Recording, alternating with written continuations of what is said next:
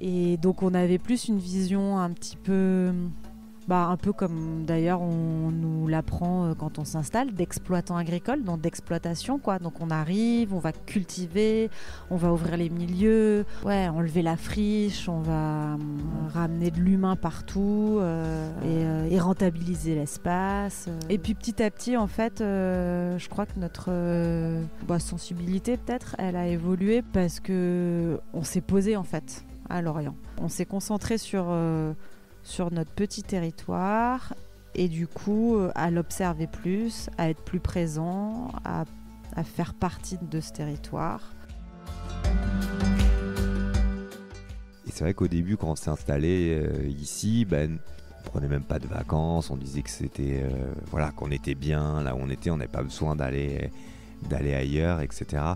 Mais je pense que oui, le voyage c'est indispensable. On est paysan, on a un rapport très particulier à notre terre, mais il faut aussi un peu sortir de là où on est parce que c'est indispensable clairement. Donc ils sont aussi au service de la vigne, et la vigne leur rend aussi finalement. Donc ils pâturent à la fois dans les vignes, donc les vaches, les brebis quand on en a eu à l'époque, et les poules qui ont un petit poulailler mobile.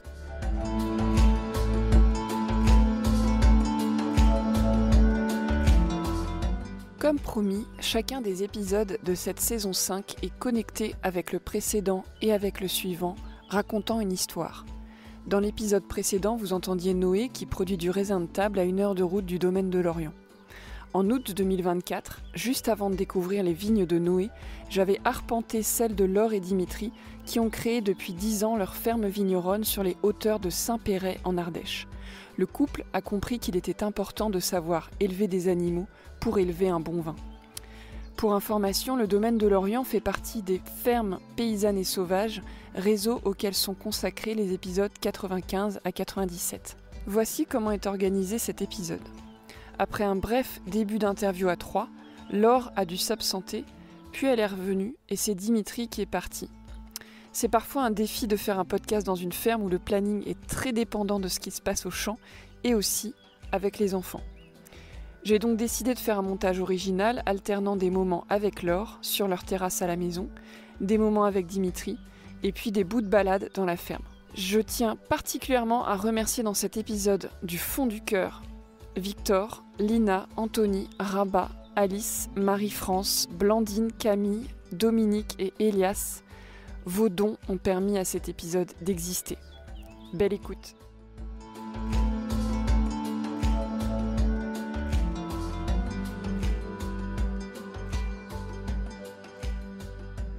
Bienvenue dans le podcast Agroécologie Voyageuse.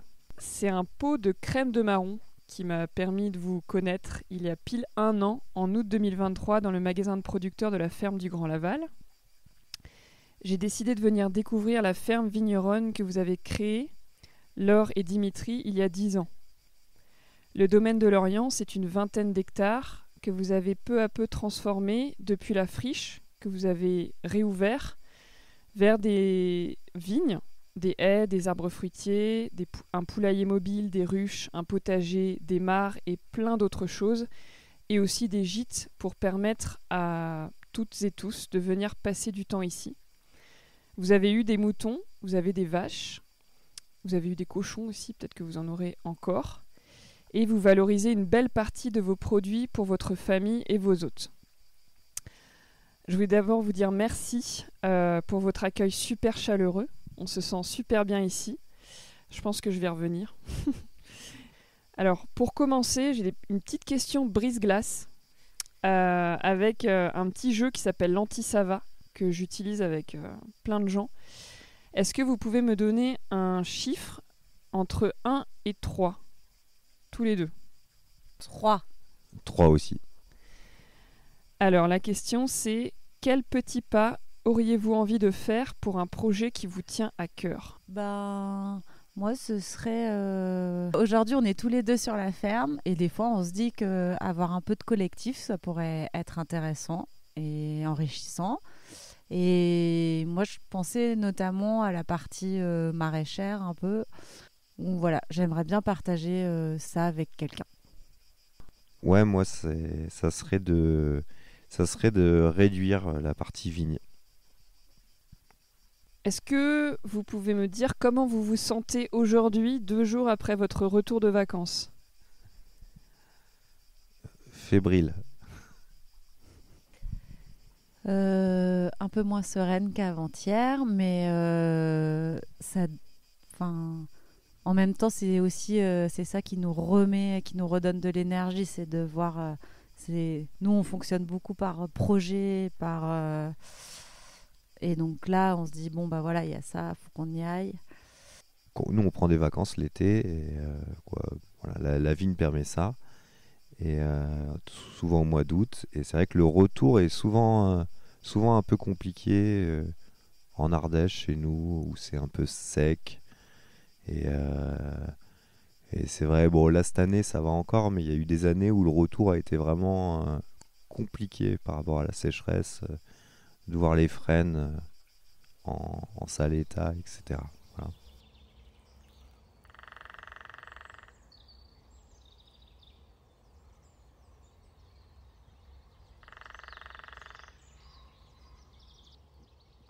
C'est vrai que quand on s'est installé avec Laure, bah, il y avait plutôt, quoi, c'était une ferme, une ancienne ferme, mais depuis la Seconde Guerre mondiale, une résidence secondaire. Et, et c'est vrai que nous, au début, on a planté de la vigne, 3 hectares autour, là, sur à peu près 15-20 hectares qu'on a autour de la ferme. Et c'est vrai que très vite, la vigne, quand on plante de la vigne, c'est toujours dur quand elles sont jeunes, etc. Et très vite, il nous manquait quelque chose. On était en bio, on travaillait les sols. Et du coup, de changer un peu les pratiques culturales, de ramener des arbres à l'intérieur des vignes, de plus travailler les sols, et ben, ça fait pas mal de changements. Et ça, c'est ce qui nous plaît quand on y bosse. Et est-ce que tu peux nous décrire un petit peu plus comment était le paysage quand vous êtes arrivé et qu'est-ce que vous avez fait? C'est quoi les premières choses que vous avez fait en arrivant?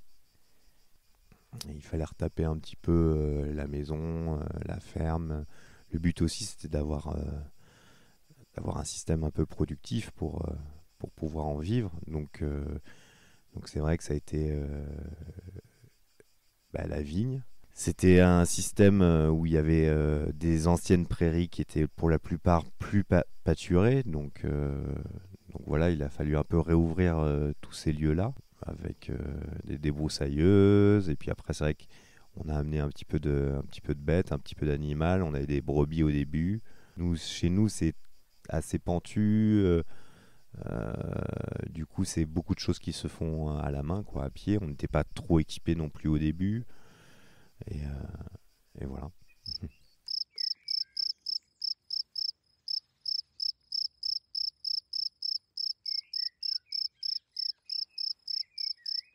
Alors moi, je suis fille de vigneron et vigneronne, donc j'ai quand même grandi au milieu des vignes, sur ce terroir granitique qu'on trouve sur Cornas et Saint-Péray, les appellations où on s'est installé. Et du coup, c'est un pays qui me parle. Et c'est pour ça que souvent, moi, dans le mot paysan, le mot pays, je le trouve hyper important. Et moi, ça fait vraiment partie de ce que, en tout cas, je crois on essaye de faire à Lorient. C'est façonner notre paysage, le respecter, vivre avec, le comprendre. Voilà. Est-ce que justement, à propos de Lorient, tu peux nous faire une petite visite à vol d'oiseau, comme sur le petit guide qu'il y a dans les chambres d'hôtes? Si je suis un oiseau et que je vole au-dessus de l'Orient, qu'est-ce que je découvre en descendant un peu plus près, en étant un peu plus haut? Alors déjà, si tu es un oiseau, en général, tu arrives soit du sud, soit du nord, parce qu'on est dans la vallée du Rhône et c'est un gros couloir migratoire. Donc, mettons que tu arrives, que tu reviens de ton séjour hivernal en Afrique, tu remontes la vallée du Rhône, donc tu suis ce fleuve qui est quand même immense et que nous, on aperçoit tous les jours juste en bas de chez nous.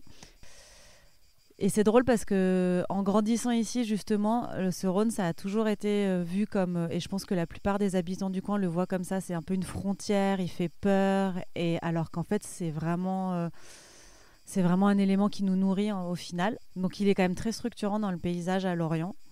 Ça, c'est un peu la base. Et, après, tu prends une petite route donc, à l'ouest de ce fleuve, sur la partie ardéchoise, justement, avec une belle vue sur la Drôme au fond et le Vercors encore plus au fond, et après les Alpes juste derrière.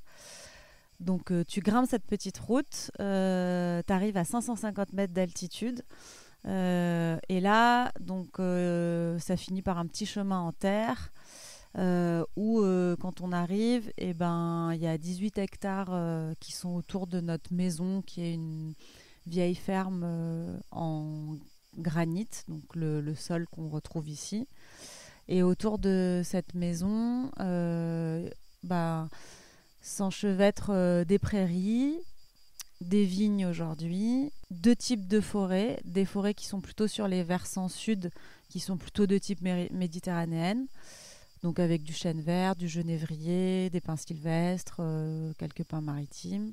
Et puis après, des faces nord qui sont beaucoup plus continentales, où là on retrouve des châtaigniers, des chênes pubescents, des frênes. Les animaux domestiques, ils sont plutôt sur les... Alors ils sont un peu partout. Nous, l'idée c'était quand on s'est installé, c'est pour ça qu'on appelait ça une ferme vigneronne, parce qu'on est bien conscient que notre activité première c'est la vigne, et que quand même tout tourne un peu autour de ça. Donc les animaux, l'idée c'est qu'ils puissent servir, c'est pas très joli, mais en tout cas... Le mot service, être au service d'eux, c'est un beau mot, mais qu'on a un peu déformé. C'est vrai. Donc ils sont aussi au service de la vigne, et la vigne leur rend aussi finalement. Donc voilà, c'est un échange.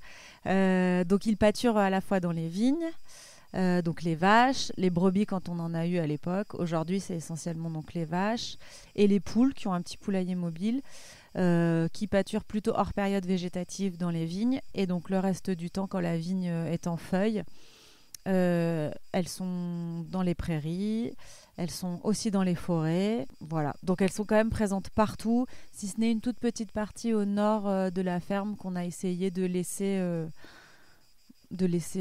libre pour le vivant autre que domestiqué, quoi.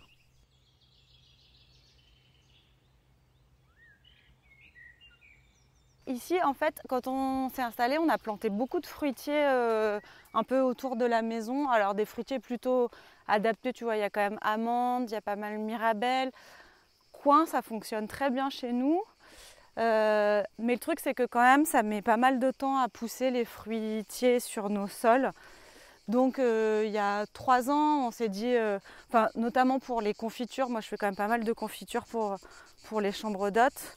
On s'est dit on va faire aussi des petits fruits parce que ça pousse quand même plus vite. Donc on a fait pas mal fraises et framboises. Et ici les étés sont quand même chauds. Donc on s'est rendu compte que les fruits des bois, ça portait bien son nom, ça aimait quand même pousser à l'ombre. D'où l'idée de faire la pergola. Et là, bon, le temps que ça pousse, on a planté des vignes et des kiwis pour couvrir, mais ils sont pas encore, ça recouvre pas tout. Donc ça, c'est plutôt ce qu'on appelle un peu notre verger jardin qui est à côté de la maison. Et surtout aussi à côté de l'étable, parce que là, c'est où les vaches, elles sont en gros 2 mois de l'année à l'étable. Ce qui nous permet d'avoir quand même un peu de fumier pour justement les petits fruits et le potager à proximité, tu vois, c'est pas très loin. Ça, c'est un peu ça fonctionne plutôt bien comme ça. Et je voulais te demander, toutes les tables et chaises que vous avez mis là, c'est pour que les gens puissent se poser On a quand même une vue qui est assez sympa. Et du coup, alors là c'est assez brumeux. L'été, quand il fait un peu chaud comme ça fait un espèce de voile où on n'a vraiment pas une vue claire loin. Parce que là, en réalité, là ça s'arrête au Vercors du coup aujourd'hui, alors que en hiver, les jours clairs, là on voit jusqu'au Mont Blanc en fait. On a quand même vraiment une vue loin. Et puis en plus, quand les sommets sont enneigés, c'est encore on voit encore mieux. Enfin, ça ressort plus. Nous, on s'est toujours un peu dit que faire un lieu où on s'y sent bien et où on a envie de prendre le temps et de se poser, d'admirer, c'est important aussi en fait. Enfin, c'est sûr qu'on ne veut pas que ce soit juste un lieu de production, quoi. De la place pour tous les vivants. Là, on passe dans les vignes et on voit les nichoirs à chauves-souris du coup. Dans les vignes, on a des abris à chauves-souris et des nichoirs à mésanges. C'est les deux choses principales qu'on a. Après, en dehors, il y a d'autres types de nichoirs aussi. Là, on a un nichoir à chouette chevêche. À la maison, on a des nichoirs à hirondelles. Vous en avez combien à peu près dans les parcelles, des nichoirs? On en a, je crois que c'est une 20aine par hectare. D'accord. Pour les mésanges. Donc, ouais, ça fait L'idée, c'est qu'ils soient en grosse densité. Elles vont pas forcément nicher dans tous les nichoirs, mais elles peuvent y passer, elles peuvent se reposer. En fait, ça tourne, quoi. Il faut que ça devienne qu'elles se l'approprient vraiment. C'est un peu l'idée. Là, c'est un lieu que j'aime bien, surtout en été, parce qu'on arrive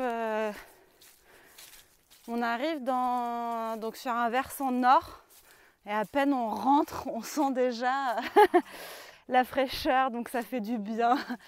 Et on se rend compte à quel point les arbres, c'est quand même vraiment important pour climatiser nos territoires. La partie du dessous, au-dessous de ce petit sentier, qui est d'ailleurs un sentier qu'on a réouvert quand on a fait le petit sentier pédagogique qui fait tout le tour de la ferme pour expliquer un peu voilà, les différentes activités, les différents espaces. C'était un ancien sentier parce que, enfin, on le voit, il est tout empierré dessous, mais la forêt l'avait refermé aussi. Et du coup, on l'a réouvert et en fait, il mène à la ferme d'à côté, qui a un ami qui a repris la ferme juste derrière. Et donc, il traverse une forêt qui est sur le versant nord, qui était une ancienne châtaigneraie. Alors, il en reste quelques vestiges qui ne sont pas en super forme, mais qui nous permettent quand même d'aller glaner quelques châtaignes. Et cette forêt, au départ, on s'en est pas trop préoccupé au départ. On a plutôt occupé le reste de la ferme. Et puis, à force d'avancer, on s'est dit tout d'un coup, mince, est-ce qu'on n'est pas en train d'occuper un peu trop le terrain ? Et donc on s'est dit, celle-là, ça va être notre forêt où on laisse un peu la place aux vivants. Voilà. Donc on peut dire libre évolution, on peut dire ce qu'on veut, mais en tout cas, on essaye de pas trop l'embêter, quoi. Voilà. Vous ramassez pas les troncs qui tombent, vous taillez pas, vous passez pas la débroussailleuse. Voilà, rien. Okay. On ne fait pas d'activité. Et on va même pas, quand je disais on glane les châtaignes, c'est vraiment celles qui sont en bordure, mais on rentre pas à l'intérieur. Ouais.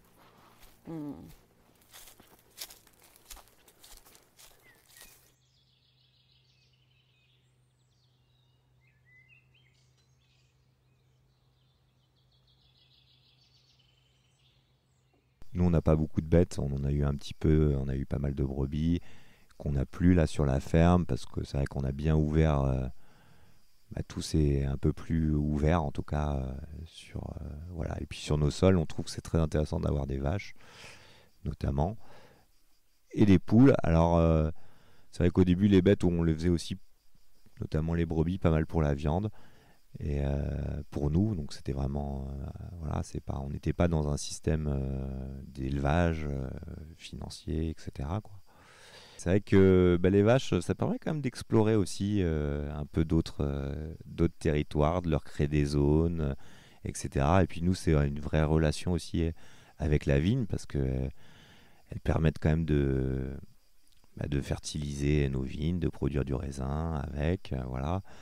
On les fait pâturer aussi dans les vignes, donc ça c'est vraiment un truc qu'on trouve très intéressant. Les poules un peu aussi, on commence en tout cas, là on commence à en avoir un petit peu plus, doucement on met en place ça. Puis après c'est une relation quand même assez apaisant, voilà, je pense que... Et c'est aussi pour ça je pense on en a un petit peu mais pas beaucoup. quoi. En tout cas, moi, ce que je veux, c'est vraiment pas les gérer sous la contrainte.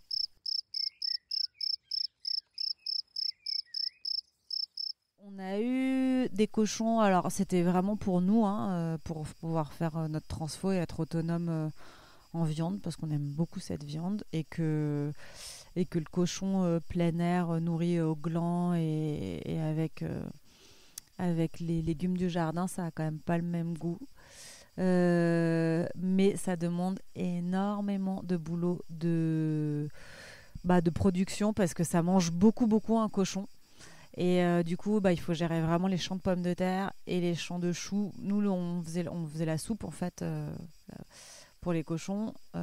Si on veut pas les nourrir qu'à la farine, quoi, pour que ce soit un peu intéressant. Et du coup, voilà, ces derniers temps, on a planté pas mal de vignes quand on s'est installé, qui commencent à rentrer en production et qui nous prennent beaucoup de temps depuis 2-3 ans, qui nous laissent un peu moins de temps, du coup, pour ça. Mais... Donc finalement, vous aviez plus de temps pour d'autres activités avant. Là, on rentre dans un pic de production qui va durer assez longtemps.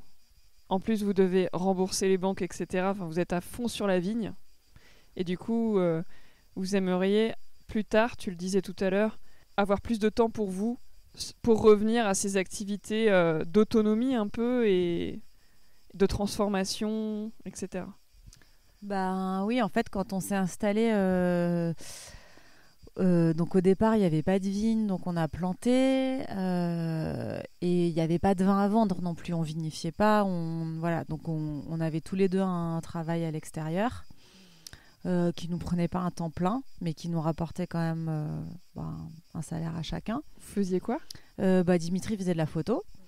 Et moi, je travaillais chez mes parents qui sont vignerons aussi. Donc du coup, j'étais quand même dans le milieu de la vigne et du vin.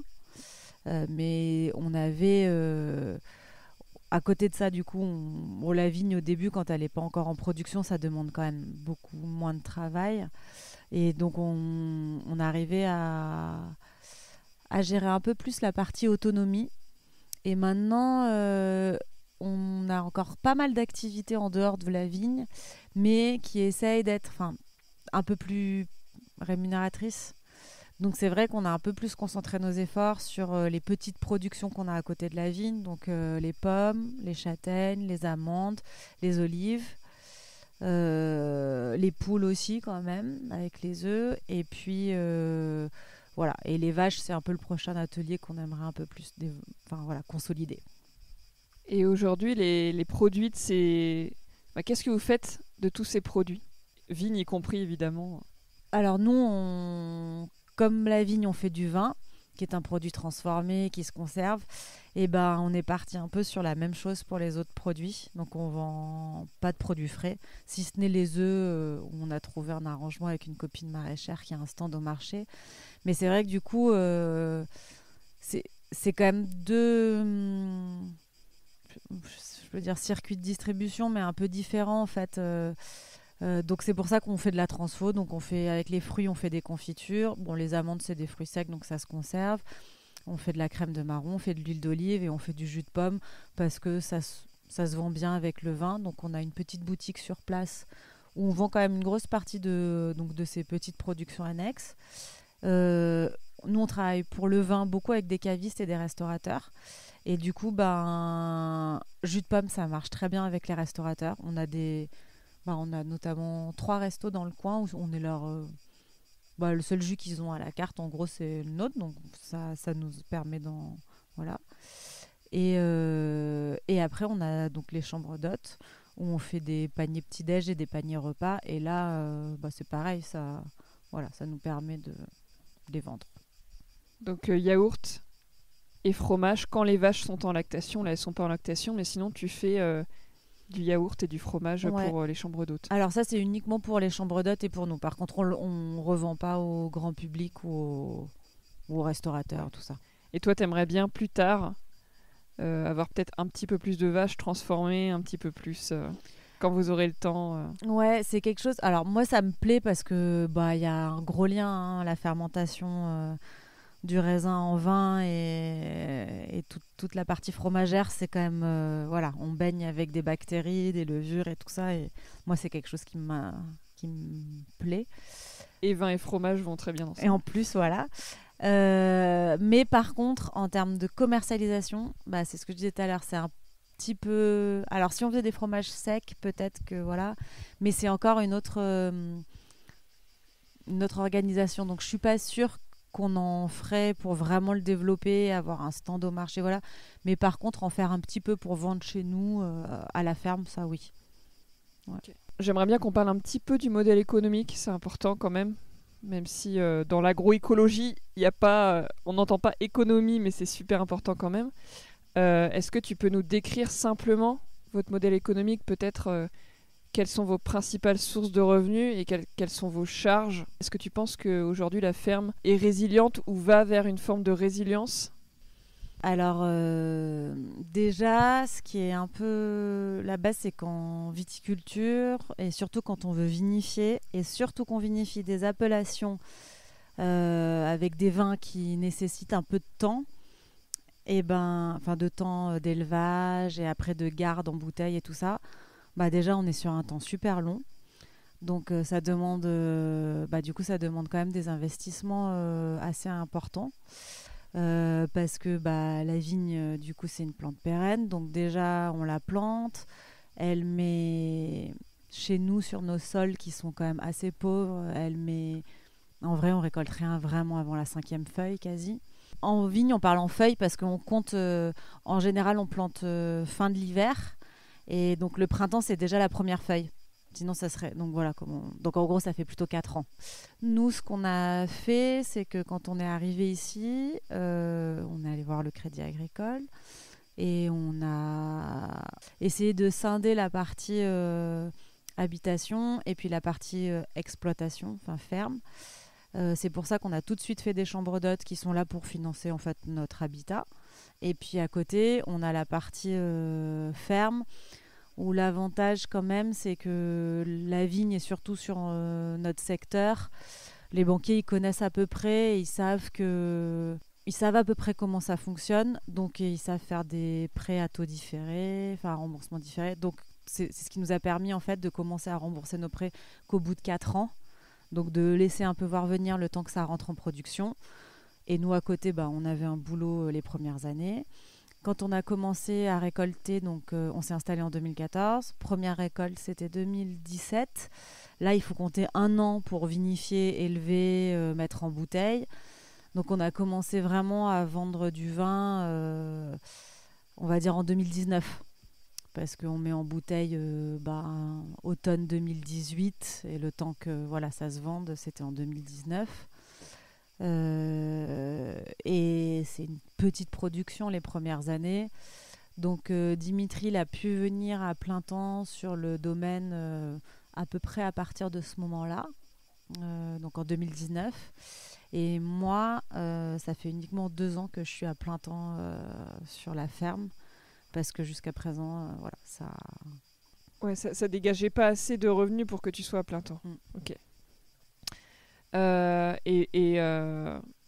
en gros, si on dessine un camembert, est-ce que c'est possible de prendre un camembert comme exemple avec l'énergie que vous mettez dans la vigne, par exemple? En fait, est-ce que l'énergie que vous mettez dans la vigne équivaut aux revenus que ça vous apporte et l'énergie que vous mettez dans les fruits, les olives, les animaux? Tu vois, est-ce que... pour que les gens se fassent une idée un peu de l'importance de chaque activité de la ferme, finalement. La chance qu'on a aussi sur nos appellations Cornas et Saint-Péray, c'est que c'est des appellations qui se valorisent quand même plutôt bien. Aujourd'hui, je pense que l'énergie qu'on met dans la vigne, elle nous permet clairement de financer, si on peut dire, les activités à côté. Pour l'instant, c'est plus ça. Mais c'est pas du luxe non plus. Donc, c'est-à-dire, c'est que si on a des vaches aujourd'hui et qu'on arrive à s'en occuper alors qu'elles nous rapportent peut-être rien directement, mais elles sont quand même au service de la vigne, ce qui permet d'être autonome en fertilisation, de gérer l'enherbement, d'apporter aussi un plus paysager. Donc c'est complémentaire, mais c'est vrai que c'est la vigne qui permet ça quand même, un petit peu.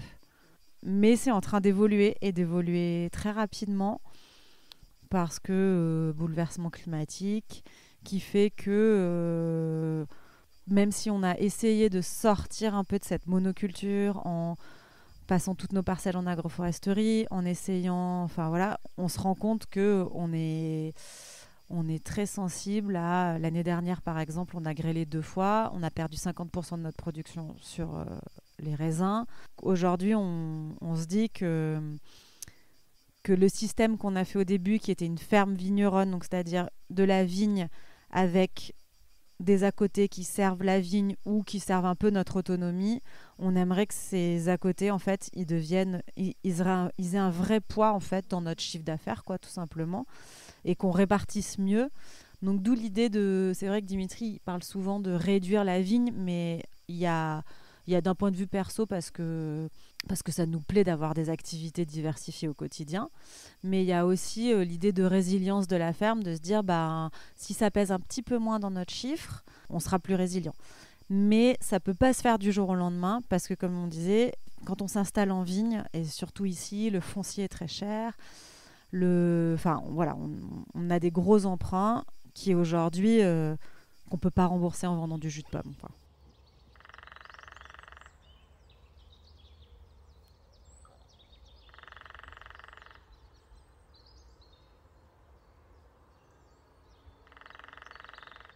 C'est quoi qui fait que tu es paysan aujourd'hui ?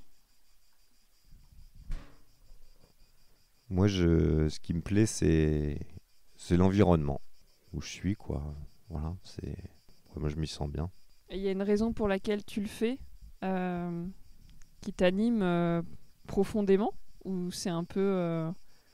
C'est plutôt cohérent, de travailler la terre, ouais. Plus cohérent que pas mal de métiers, même s'il y a plein d'autres métiers qui sont très intéressants et très cohérents. Mais oui, je pense que oui, paysans, nous on pense qu'il en faut plus, ouais. Avec ton expérience de 10 ans, est-ce qu'il y a des choses que tu as envie de... Est-ce qu'il y aurait des conseils que tu aimerais donner à des gens qui s'installent, qui veulent s'installer, qui ont un petit peu d'expérience ou pas du tout ? Après nous, je ne sais pas si on a beaucoup de conseils à donner parce que clairement, on est toujours en évolution, on apprend toujours, c'est jamais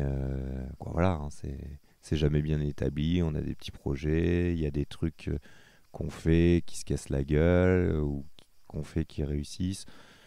Et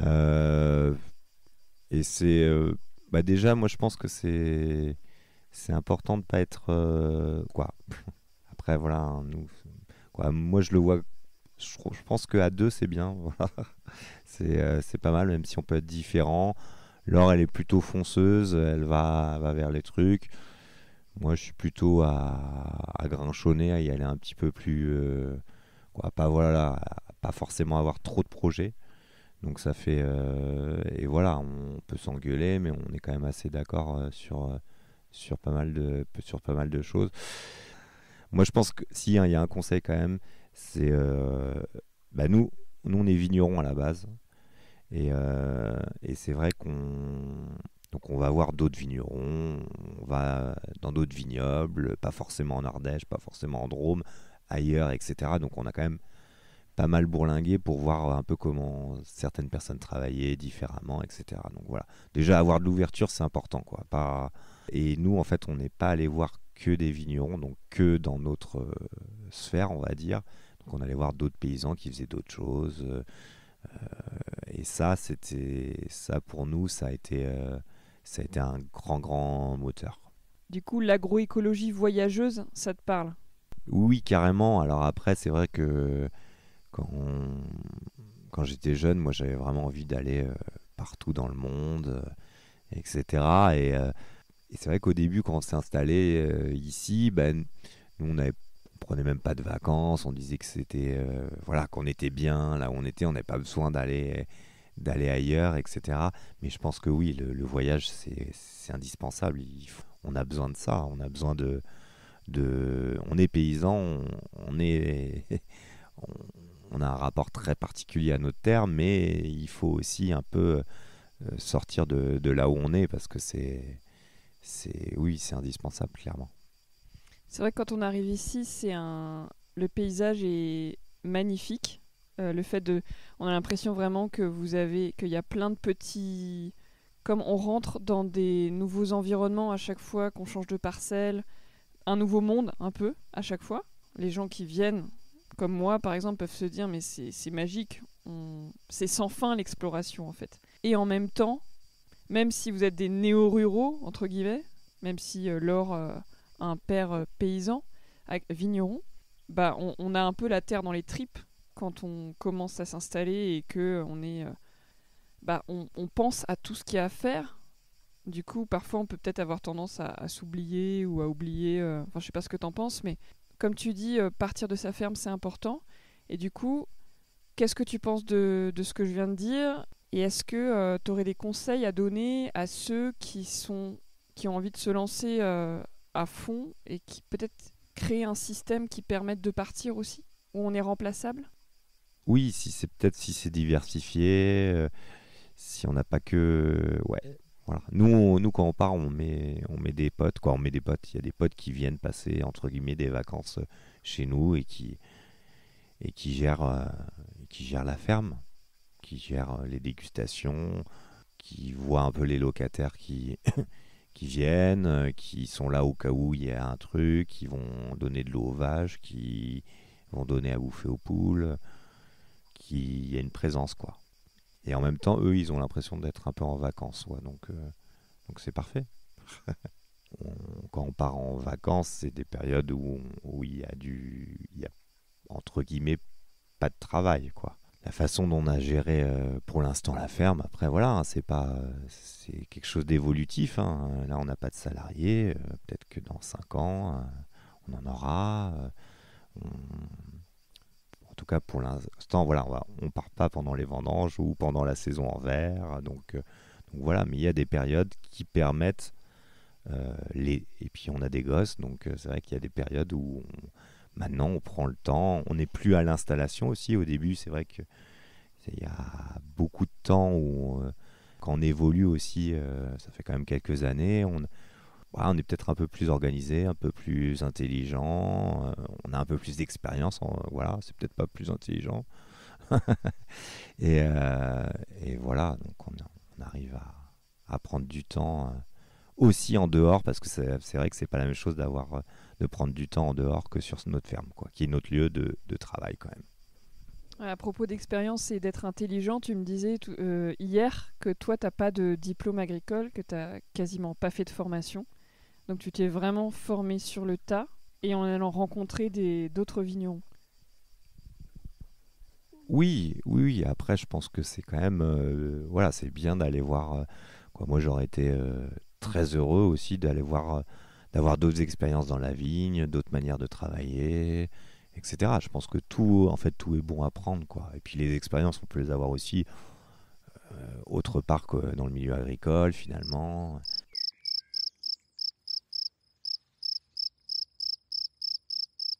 Alors j'aimerais qu'on glisse petit à petit vers la partie agroécologie, réensauvagement, etc. C'est quoi l'agroécologie pour toi et pourquoi l'avoir mise en place ici et comment elle s'illustre, comment elle se traduit? Alors déjà, pour moi, c'était une évidence de diversifier. Alors, au départ, quand on s'est installé, peut-être que le mot agroécologie, on ne le connaissait pas trop et voilà, il n'y avait pas trop de concept derrière.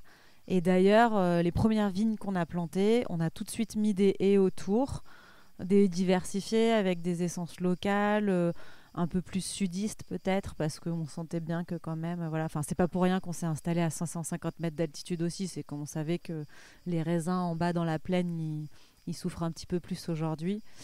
Donc on voyait quand même venir un peu le changement.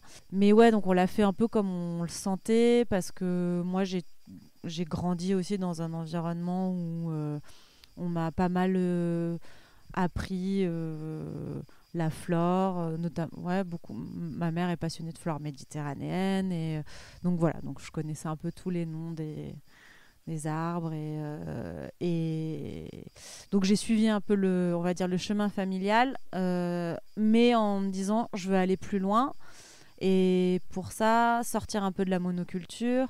Donc on a fait des parcelles qui sont relativement petites, en se disant aussi, tout de suite on va introduire l'animal. Donc on a eu très tôt les brebis et derrière tout de suite les vaches. Les poules au début on les faisait pas pâturer dans la vigne, ça c'est récent, ça fait 2 ans qu'on a le poulailler mobile. Et puis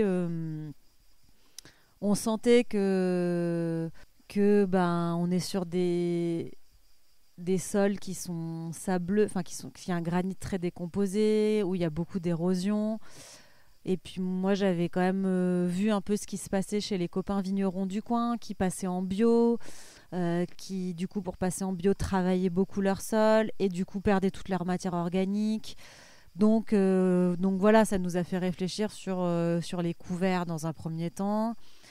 Et puis après, petit à petit, on s'est dit, mais les couverts, c'est cool, mais en fait, semer une mono-espèce ou 3 espèces au maximum un peu partout, c'est bien, mais en termes de diversité faunistique, floristique et faune au niveau des insectes et tout ça, c'est peut-être pas très drôle. Donc petit à petit, on est venu à un enherbement plus spontané, naturel. Et voilà un peu. Mais ça s'est fait vraiment progressivement, quoi. Voilà. Et une des dernières étapes, mais bon, qui a déjà 3 ans, même un peu plus, c'était de se dire, on a aujourd'hui des parcelles qui sont toujours entourées de haies ou de forêts à proximité. Et comment on fait le lien pour que la mésange, elle niche pas que dans le chêne qui est à côté, mais qu'elle puisse aller à l'intérieur de la parcelle. Alors bon, en attendant, on fait des nichoirs avec notre copain Brice aussi, mais on a quand même planté des arbres pour faire le relais sur plus long terme, quoi. Voilà. Donc tout le domaine aujourd'hui est conduit en agroforesterie aussi, quoi. Petit. Voilà. Et est-ce que ta relation au vivant et au sauvage a évolué depuis ton installation? Et comment et pourquoi, en fait? Oui, clairement, oui. Parce que quand on est arrivé ici, je pense avec Dimitri, on était, je pense un peu comme tout le monde. On avait 30 ans, donc on avait pas mal voyagé tous les deux, bourlingué. Voilà, on avait croqué le monde, on avait brûlé complètement notre crédit carbone, je sais pas comment on appelle ça, notre empreinte carbone. On avait traversé le monde 15 fois. Et donc on avait plus une vision un petit peu, peut-être pas conquérante, mais un peu un peu comme d'ailleurs on nous l'apprend quand on s'installe, d'exploitant agricole, donc d'exploitation, quoi. Donc on arrive, on va cultiver, on va ouvrir les milieux, on va enlever la friche, on va défricher du coup, ramener de l'humain partout et rentabiliser l'espace. Donc voilà. Avec quand même la notion d'agriculture biologique et d'agronomie et d'agroécologie, mais quand même avec une logique productiviste, en tout cas productive. Et puis petit à petit, en fait, je crois que notre sensibilité, peut-être, elle a évolué parce que on s'est posé, en fait, à Lorient. Et du coup, on a arrêté de regarder partout. Alors, si, on a beaucoup lu quand même. Depuis le début, nous, on lit beaucoup, on écoute des podcasts, on échange beaucoup avec plein de copains paysans de toutes sortes, sortir aussi de notre filière. Mais voilà, on s'est concentré sur notre petit territoire et du coup, à l'observer plus, à être plus présent, à faire partie de ce territoire. Donc, on n'est pas... Je pense on n'avait pas de connaissances naturalistes. On s'est nommé encore très peu de choses, mais on sait plus l'observer, le respecter, le comprendre, voilà. Ouais. Et est-ce qu'il y a le fait de faire partie des fermes paysannes et sauvages ou de paysans de nature, est-ce que c'est récent? Est-ce que ça a contribué à développer cette sensibilité, à te relier peut-être un petit peu plus à ce qui t'entoure, à voir le sauvage? Oui, parce que parce qu'en fait, c'est un très bon livre de Estelle d'ailleurs. Il faut apprendre à voir en fait, parce qu'on peut pas. Alors, il faut apprendre, mais il faut aussi prendre le temps. Donc ça, c'était peut-être la première partie, de se poser et de prendre le temps de voir, mais après, il faut apprendre. Donc pour ça, c'est sûr que le réseau des fermes paysannes et sauvages, c'est un outil incroyable parce que on peut échanger en direct sur des gens qui font partie aussi de notre territoire. Donc il y a un vrai lien paysan aussi. D'aller voir chez les autres, de après revenir chez soi. Ça a été un peu justement le cheminement naturel de dire on avait vu tout le monde, on avait voyagé à travers le monde et tout, mais en fait on n'avait rien vu. On est revenu chez nous, on a pris le temps de commencer à voir, et puis après il a fallu se réouvrir pour comprendre ce qu'on voyait, quoi. Ouais, je sais pas trop si... J'avais jamais fait le chemin comme ça, c'est rigolo. Ouais. Tout à l'heure, ou hier, je te questionnais sur est-ce que tu as vu le vivant évoluer, la biodiversité évoluer. Tu me parlais du fait que vous êtes arrivés, vous avez défriché tout en ouvrant des milieux. Donc la diversité de milieux permet une diversité de biodiversité. Une biodiversité. Est-ce que depuis que vous êtes sensible au réensauvagement et mettez en pratique des choses, est-ce que tu as vu la biodiversité évoluer, ou est-ce que tu as vu des changements?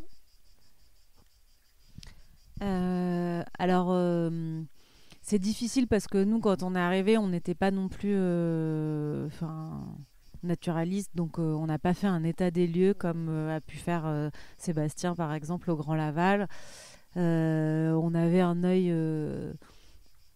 plus d'amateur, quoi. Donc c'est un ressenti très personnel, et peut-être un peu subjectif, quoi, le fait de dire que ça a évolué. Il y a une chose qui est sûre, c'est que quand on est arrivé, il y avait plus du tout de points d'eau, de mares, voilà. Donc sur nos coteaux qui sont très arides et très secs, le fait de recréer des mares, on a travaillé aussi pas mal sur des ouvrages castors, sur des baissières, aussi on a fait une petite noue qui serpente tout le vallon pour aller on va dire un peu comme ce qui se faisait un peu avant, beaucoup nous dans le sud. Moi je suis originaire de Lozère aussi, dans les Cévennes, et il y avait tous des systèmes de béal, donc pour arroser les prairies, tout ça. Donc c'est sûr qu'on est passé peut-être de prairies sèches à des prairies un peu plus humides, ce qui sur certaines zones. Donc oui, on a recréé une diversité de milieux qui, bon, quand même, quand on est arrivé, il y avait essentiellement de la forêt, bon, relativement jeune, mais quand même de la forêt, et quelques prairies sèches. Aujourd'hui, on a des prairies humides, on a des prairies sèches, on a des vignes qui sont à la fois prairie-culture, on a des forêts nord, des forêts sud, on a des milieux du coup qui sont plus ouverts, avec des zones vraiment des mares, donc là carrément de l'eau, parfois permanente, parfois temporaire, donc ça fait aussi pas les mêmes milieux. Voilà, donc ça, oui, je pense que après on le voit sur la diversité peut-être des oiseaux qui revient, où avant on avait plus des oiseaux de milieu forestier. Aujourd'hui on a pas mal de rapaces, on a même des hérons qui sont venus la dernière fois sur la mare. Ça c'est un truc on n'en avait jamais vu jusqu'à présent. Donc oui, quand même, si on peut attirer un peu ceux qui sont en milieu humide là vers le Rhône, qui remontent un peu jusqu'ici, c'est voilà.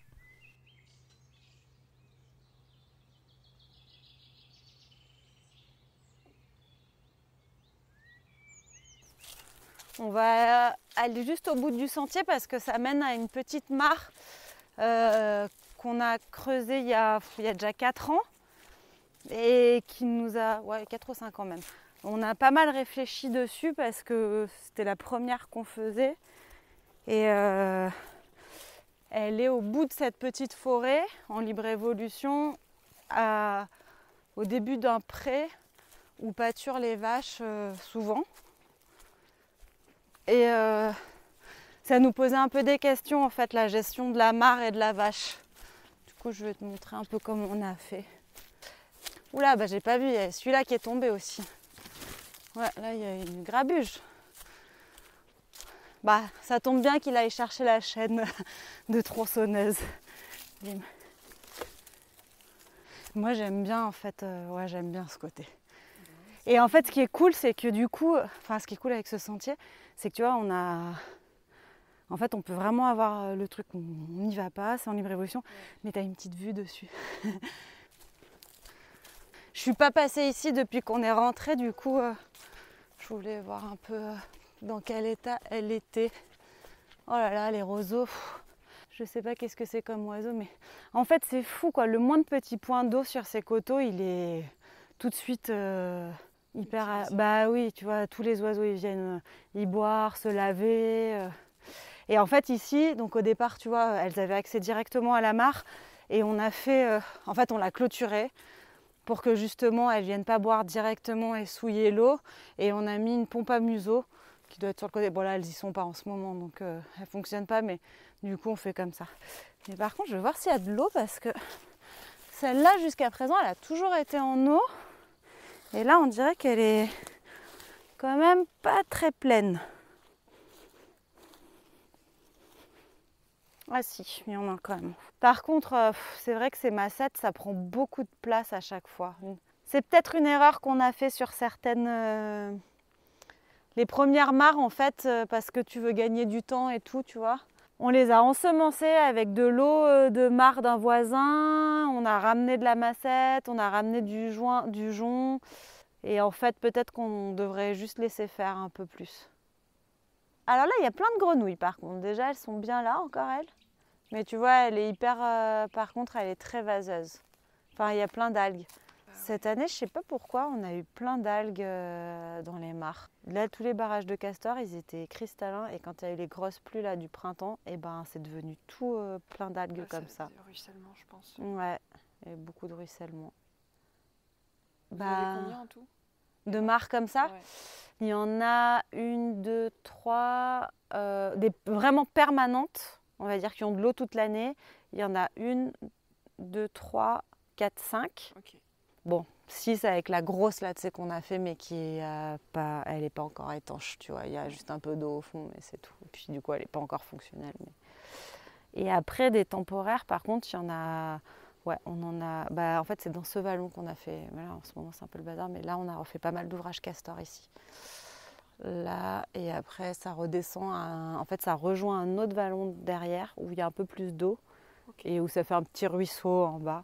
Okay. Bon, qui n'a pas d'eau en ce moment, mais qui a eu quand même de l'eau jusqu'à... Ouais, jusqu'à mi-juillet, il y avait de l'eau quand même.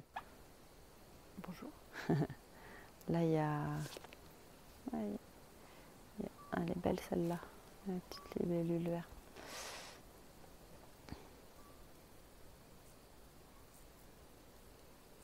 Elles ont besoin quand même. Hein. Ah bah ouais.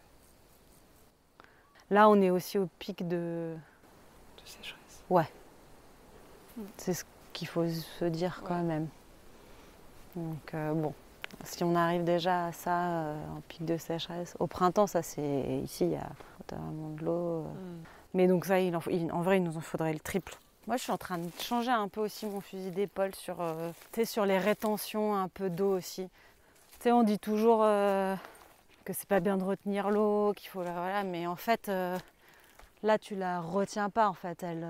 C'est pas une méga bassine. Oui, voilà. En fait, c'est un peu ouais. Déjà, elle est en lien avec le sol. Et aujourd'hui, nous, on se dit en fait, si ici. On a besoin d'eau, il ne faut pas qu'on culpabilise. Et ça, c'est beaucoup, avec Simon, on en a pas mal discuté, Simon Ricard. En fait, c'est de comprendre un peu mieux le cycle de l'eau. En fait, l'eau, elle ne se met pas dans un coffre-fort et elle ne t'appartient pas, ou l'eau, c'est un flux. Et te dire, en fait, à partir du moment où tu l'utilises pour réhydrater ton sol, mais pas... Justement, un peu l'inverse du goutte à goutte finalement. Parce que le goutte à goutte, c'est... Alors certes, c'est un flux, mais là, tu accélères en fait le cycle de l'eau parce que tu mets l'eau directement pour faire pousser ta plante que tu vas récolter, que tu vas exporter, et voilà. Et se dire, en fait, l'eau, si tu la mets de façon à ce qu'elle s'infiltre et que tout le sol en profite, en vrai, juste tu participes au cycle de l'eau en fait. Et donc, si t'envisages une utilisation comme ça, comme le faisaient nos anciens finalement à travers les béales. Avant, quand en fait, justement, on irriguait un pré, mais quand tu irrigues un pré avec un béal que tu ouvres et que tu inondes ton pré, bah là, tout le monde en profite. Tous les micro-organismes du sol, les vers de terre, et ainsi de suite sur la chaîne. C'est une logique un peu de gestion hydrique qui nous parle vachement plus et qui nous intéresse, et qui en fait s'est toujours fait dans tout le massif central, quoi. En tout cas tout le sud du massif central, les Cévennes, la Lozère, l'Ardèche, c'était ça, quoi. Il y avait des petits réseaux de petits canaux qui permettaient de ramener de la vie sur tous ces endroits arides, quoi. Donc ça fait partie, quand tu dis dans 10 ans qu'est-ce qu'on va faire, je pense que ça c'est vraiment quelque chose qui nous parle et qui nous intéresse, et où je pense qu'il y a vraiment des choses à faire, parce que comme je te disais hier, de fait on n'est pas dans une région où il pleut pas du tout. Nous on a 900 mm d'eau quasiment par an, donc en fait si on arrive à la ralentir et à l'imprégner, à réhydrater nos sols en douceur tout au long de l'année.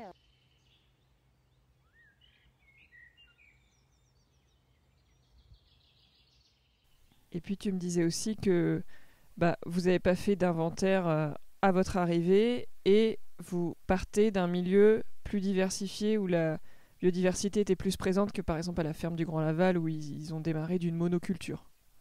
Ça aussi, ça joue.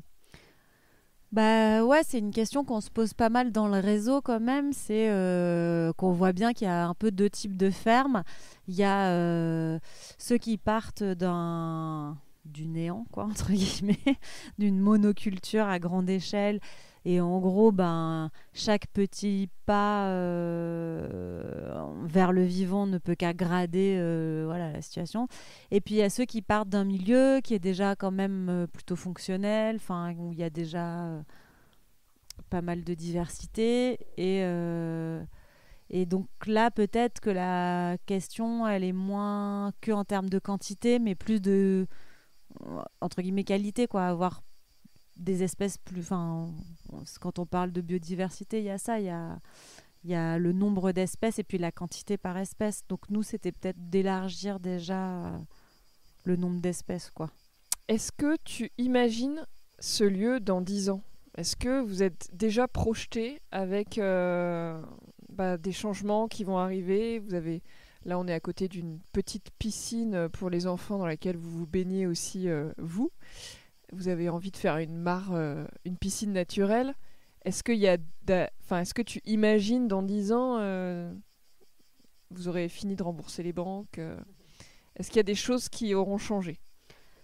Alors on imagine, après c'est difficile quand même parce qu'on vit quand même des gros bouleversements climatiques. Alors du coup, on peut pas dire qu'on soit hyper serein non plus. Moi, il me semble que la seule chose qu'on arrive à être sûr, c'est de se dire en fait ça va être compliqué et on ne sait pas trop vers où on va.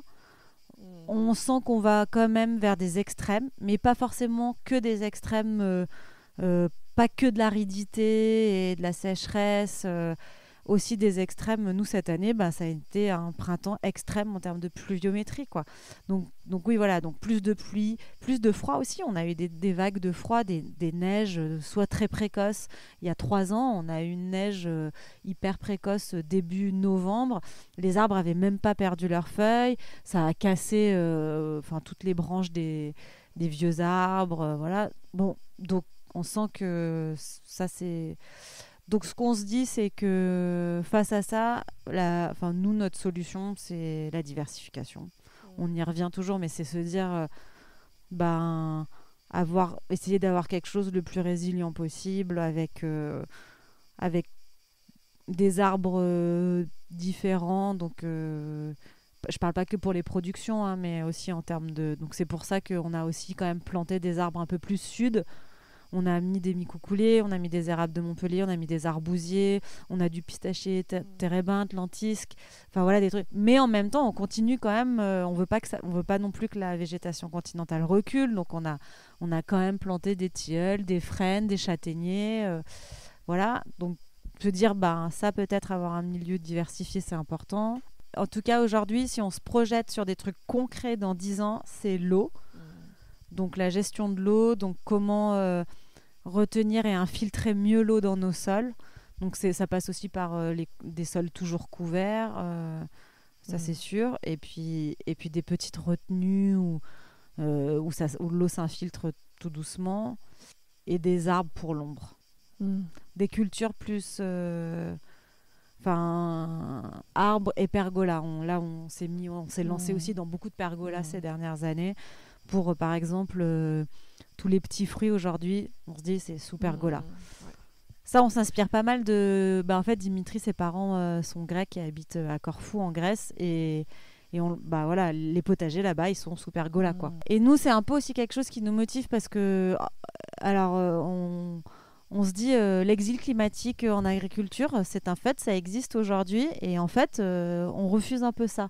On se dit au contraire, en fait, on va rester chez nous et se battre. Il y a quand même des endroits beaucoup plus au sud, beaucoup plus arides, avec beaucoup moins d'eau, qui expérimentent des solutions et des choses qui fonctionnent. Donc en fait, il faut qu'on arrive à s'adapter et à rendre justement notre agriculture plus résiliente. En fait, cultiver à l'ombre des arbres, ça se fait depuis très longtemps dans plein d'endroits du monde. Donc oui, c'est sûr que chez les Gaulois, ça se faisait pas trop, mais on va l'apprendre.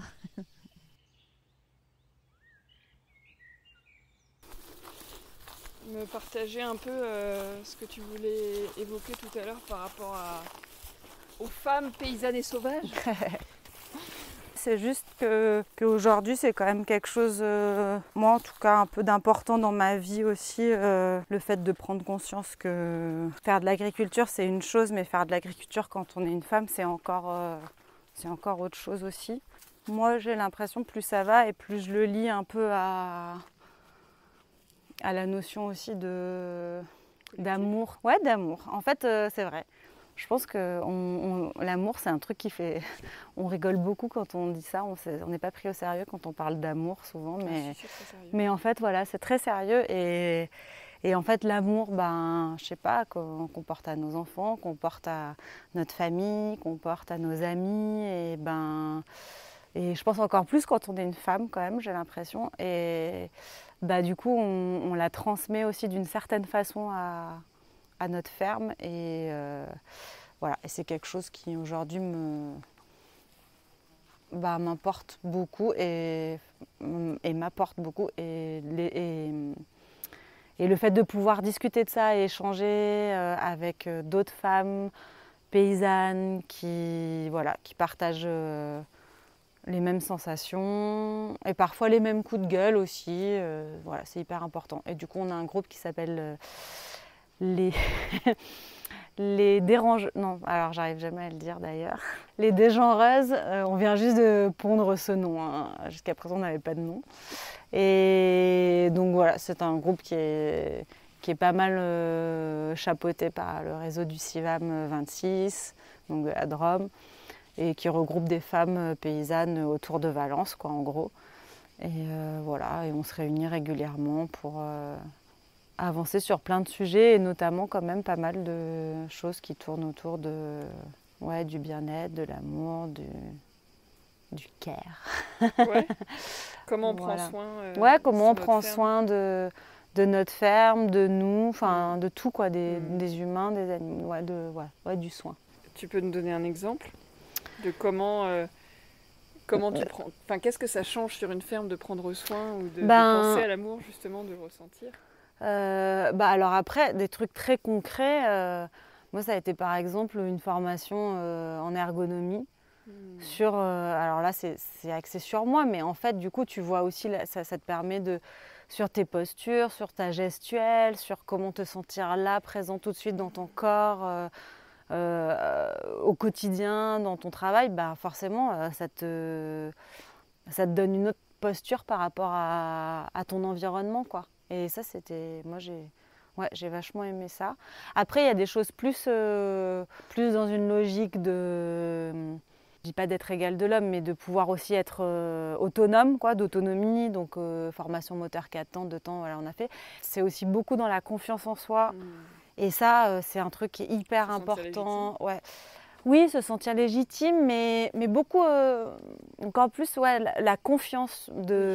En fait, souvent, et quand on est confiant, bah, on peut mieux prendre soin, on peut mieux être à sa place, on est mieux ancré sur ses pieds, dans la terre. C'est pas que politique, c'est aussi plus philosophique, ésotérique, je sais pas, enfin, il y a aussi un truc plus large que... Bien sûr, c'est politique aussi, bien sûr, c'est féministe, bien sûr. Être là, juste. Mais Là, ouais, il y a se aussi sentir une bien. portée ouais, un peu plus spirituelle à l'intérieur aussi, quoi. Voilà.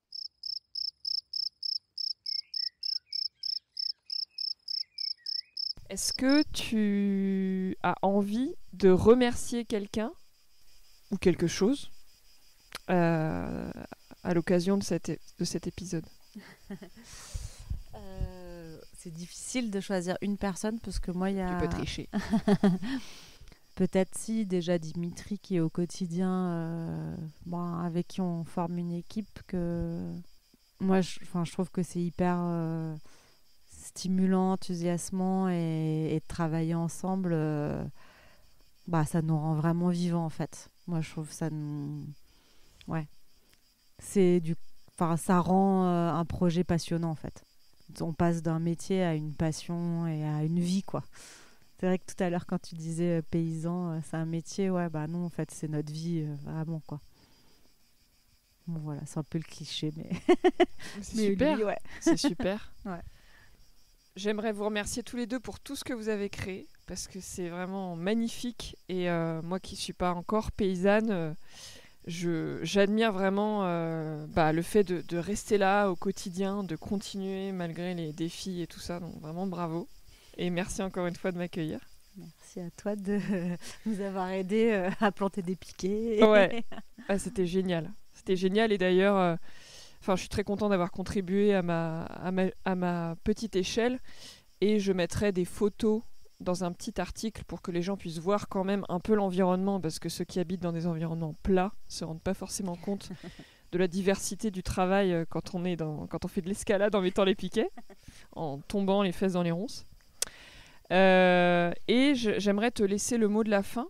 Est-ce que tu as envie de partager un message aux personnes qui écoutent ce podcast? Quelque chose d'important pour ceux qui veulent s'installer. Voilà. Le mot de la fin est pour toi, alors. Moi, je dirais juste que je pense qu'en fait, il faut y aller et peut-être parfois pas trop réfléchir. Parce que justement, comme je disais, être paysan, c'est aussi une passion. Et les passions, c'est un peu quand on suit son cœur. Enfin, c'est peut-être un cliché, mais c'est vrai aussi. Donc, il faut faire ce qu'on a envie de faire et qui est tout au fond de soi et qui nous gratouille le ventre, quoi. Et qui, voilà. Merci. Ouais.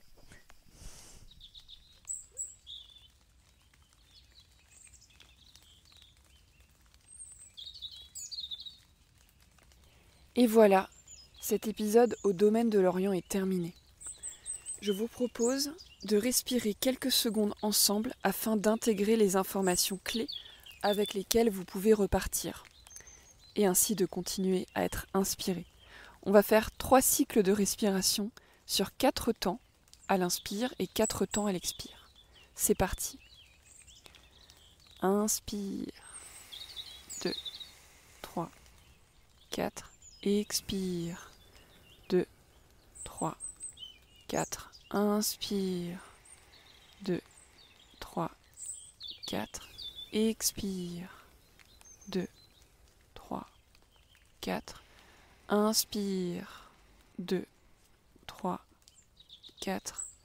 Expire. 2, 3, 4. Alors, comment vous sentez-vous ? Quels sont les 3 apprentissages avec lesquels vous repartez suite à cette écoute ? Si cet épisode vous a plu, je serais très heureuse d'avoir vos retours via un commentaire sur Spotify ou YouTube. Pour aider à la diffusion de ce podcast, vous pouvez mettre 5 étoiles sur votre plateforme d'écoute ou encore l'envoyer à 3 personnes qui pourraient se nourrir de son écoute. À bientôt et pensez à mettre les mains dans la terre régulièrement. Elle en a besoin, et vous aussi.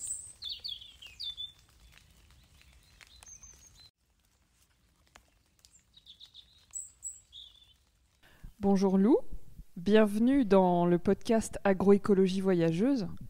Est-ce que tu peux me dire ce que tu penses du domaine de l'Orient ?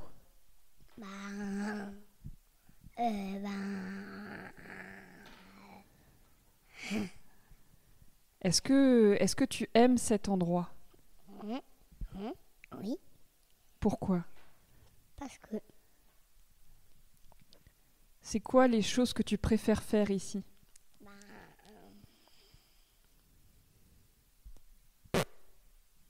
Est-ce que tu aimes les vaches ? Pourquoi tu aimes les vaches ? parce que Est-ce que tu aimes les tracteurs ? mm,